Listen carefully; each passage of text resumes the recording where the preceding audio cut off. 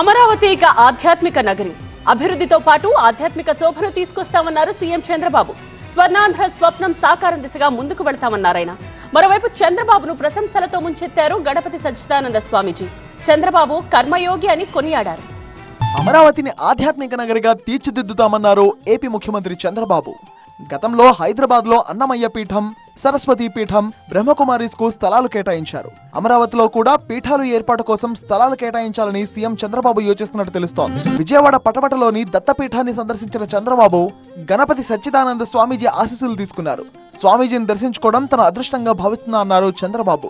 సచ్చిదానంద సమాజ హితం కోసమే పనిచేస్తున్నారన్నారు.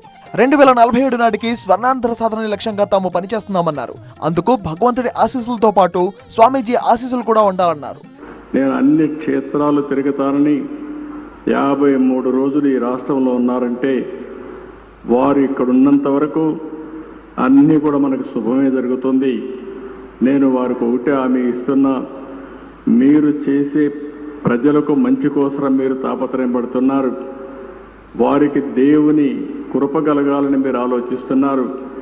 నేను కూడా ఆలోచించేది మీ యొక్క ఆశీస్సులతో ఈ ప్రజలకు ఆర్థిక స్వావలంబన జరగాలని, పేదరికం పూర్తిగా పోవాలని, ప్రజలందరూ ఆనందంగా ఉండాలని చెప్పి ఆశిస్తున్నా.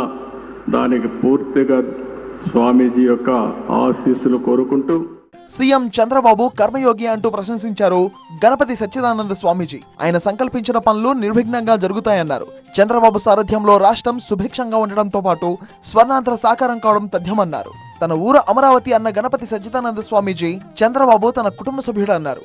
అమరావతి రాజధాని కలను చంద్రబాబు సాకారం చేశారన్నారు.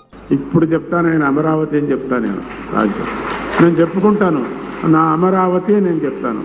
అటువంటిది అమరావతి అంటే ఇంద్రలోకము అన్నమాట. అటువంటి స్వప్నాన్ని చూసి ఇప్పుడు చేయటానికి ప్రారంభం చేసుకున్నారు.